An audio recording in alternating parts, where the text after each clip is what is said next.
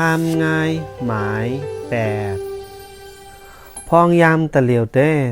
เป็นพ้องยามตีอันกูก็มุงมองไปถาใจหนอกขาปอลกอยู่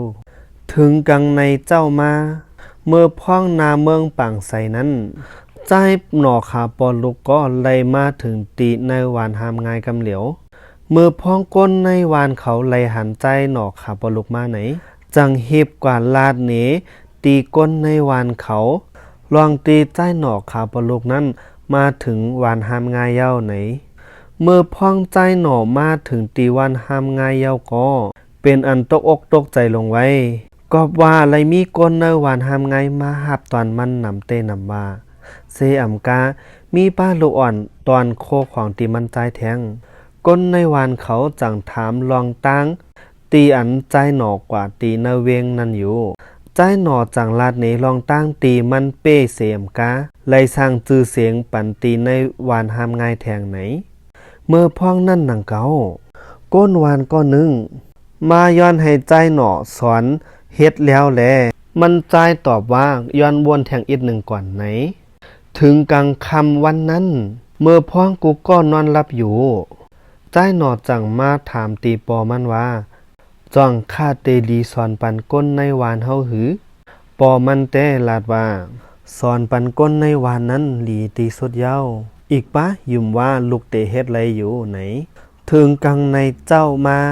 เมื่อพ้องกูก็ไปขอตอบตีใจหนออยู่นั้นใจหนอจังลาดลองตีมันใจเตกะสอนปันเปิ้นในวานเส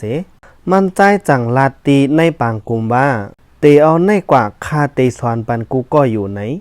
เมื่อพ้องนั้นปอเลเมมันใจก็เปลี่ยนอันจมเซอเตย้อนนั้นแลก้นในวานเขาก็ตั้งอกตั้งใจถ่อมเอาข้อสั่งสอนลายเฮ็ดแล้วตีมันใจอยู่วายนั่นแทงมาอีกหนึ่งก็เนวานลงห้ามง่ายนั้นเลยมีเสียงต่อยเล็กตีเล็กกว่ากูปอกกูยอมอยู่กอบว่าลองเฮ็ดแล้วในอ่ำใจปนตาส่วนโตแลมันเป็นตาสืบสายใจเจอเคอวานเมืองไหนเจมลูกอ่อนก้นหลงเพอก็ส่งเฮ็ดมิดเฮ็ดแล้วมาเท่าเกวังก็ต่ออยู่เฮินกวยยังมารับมิดเฮก่อนถึงตีจื้อเสียงแล้วห้ามง่ายและมิดห้ามง่ายไหนป้อหลังกว่ากูปอกกูยอมอยู่เมื่อพ้องอ่ำหึงสังไอเสใจหนอปอกมาเฮินเย้าจังมีอามาตหลงเนเวงเอาเงินเอาคำเสมาซื้อเอาแล้วตีใจหนอเขาตอนตาเตเอาแกดเขนในวานเมืองอยู่เย้าแล้วกูมากมิดกูอัน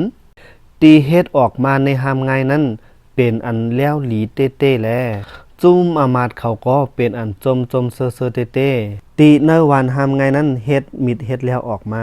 เตเอานั่นมากลในเมืองก็ไล่ใจมิดหลีแล้วขำเพอหันก็เกียกเต้วาอยู่ป้ออ่ำมีตีเซตีเนเย้าในวันลงห้ามง่ายเต้กูเจ้าในวันคำเฮ็ดมิดเฮ็ดแล้วป้ออ่ำถาดอ่ำวาเย้าตั้งหู้ลองเฮ็ดมิดเฮ็ดแล้วก็ตอนนั้นใจหนออ่ำปันหงปันหายสืบสอนปันตีลูกมันใจอีกปากลในวันเฮอป้อเป็นหนอแดนเคอต่อถึงวันเมื่อในเย้าห้ามง่ายสุดตีในเย้าค่ะสั่งว่าโอ้ยก็เขาเกี่ยวคอนเทนต์เมียวไหนจึงอย่าลืมกดไลค์กดแชร์กดปั่นแหงจุ่มไข่ปืนเฮาค่ะใครปืนไหลคอมเมนต์มาไหลค่ะ